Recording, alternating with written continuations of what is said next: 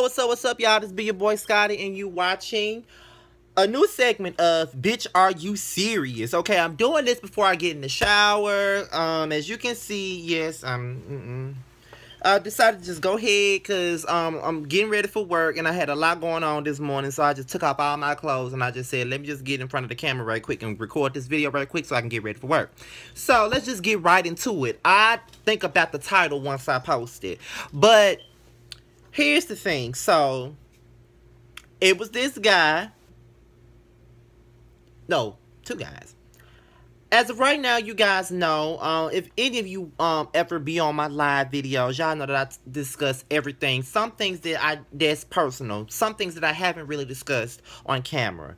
And everybody knows that I was dealing with a pastor. If you watch my lives, I was talking about dealing with a pastor or whatever. And, you know, things kind of fizzled with that because he was very inconsistent with the situation.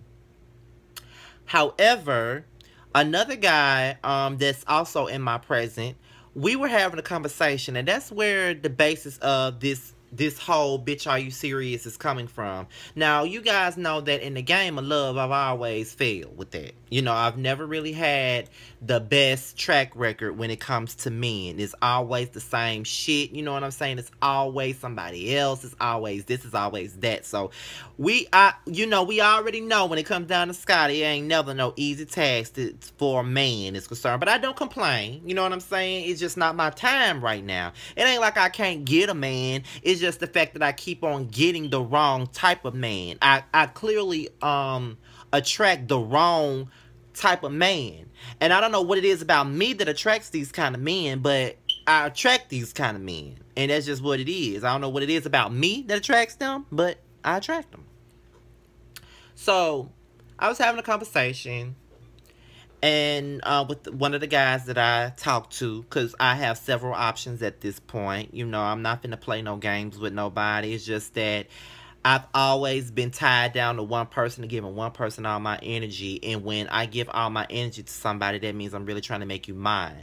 But at this point in my life, I'm not trying to make nobody. I'm trying to make somebody mine, but it's all about options. If you're not showing me no attention, somebody else gonna show me some. If they don't, somebody else is. It's gonna be that for me. You know what I'm saying? That's what I'm saying. So it's gonna be that. So in the conversation, he asked me, Scotty, do you still love me? I didn't give an answer.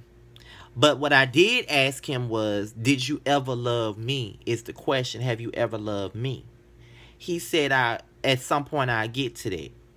This is what pissed me off. You want to do boyfriend stuff in a homeboy situation, and that's just not acceptable to me. It's not.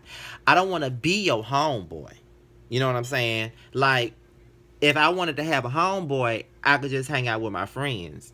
Like, you know what I'm saying? Like, you want to do boyfriend shit in a homeboy situation. Like, you want to hang out, you want to lay all over me, you want to have sex with me. You want to do all the things that a relationship is about. You want to do all of that.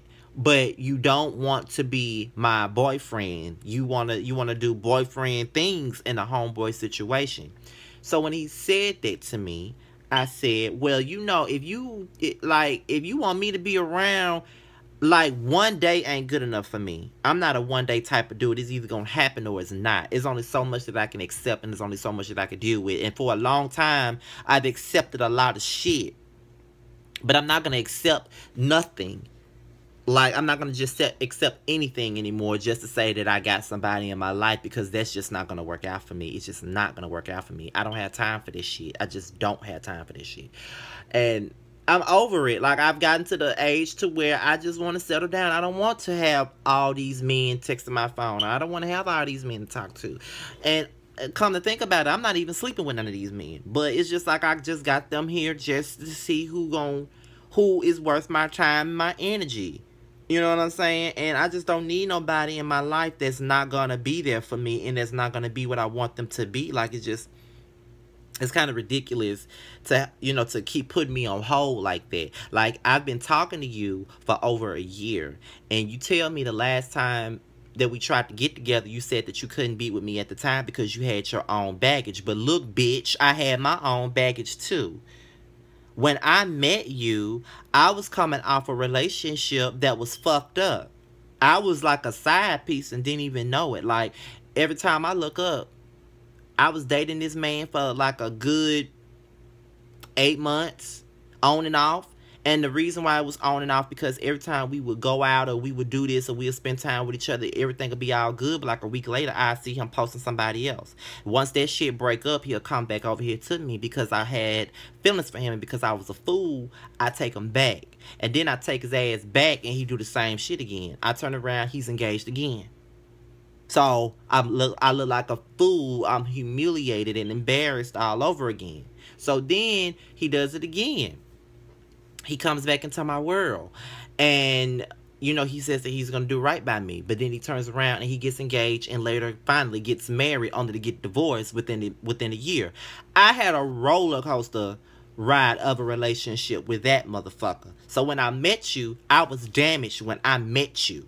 But I was still willing to give you a motherfucking chance. I had a lot of fucked up ass relationships. Not only just that one, but my ex. One of my ex from 7 years ago.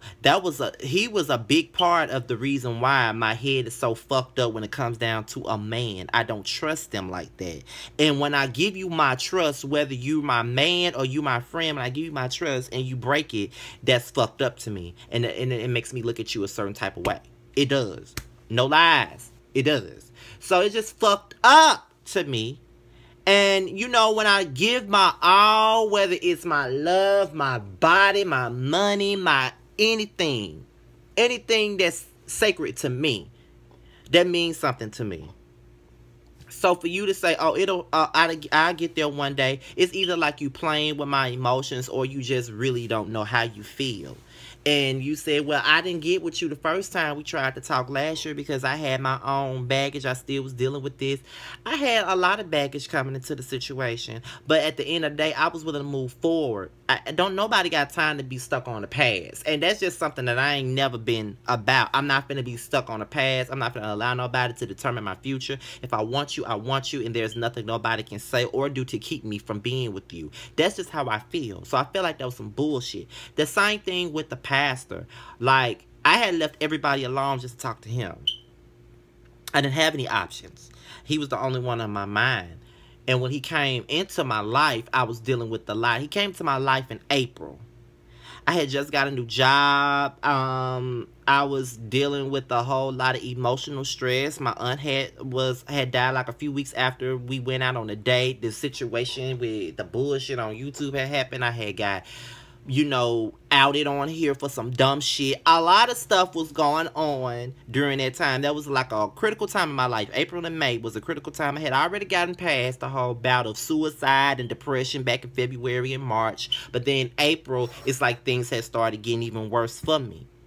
And it's like when he came along, he gave me a reason to smile. He was texting me every day. He was calling me every day. Even though he lived 3 hours away, he was willing to make that sacrifice for me. And I really appreciated that. But then he turned out not to be shit too, because when things got rough for him, he distanced himself from me. So when I posted something on Facebook, it was a lyric to a song I wrote. He took offense to that and said I gave up on him. I never really just gave up on him. But I wasn't going to sit around and wait on him either. He talking about, well, I'm trying to get myself together.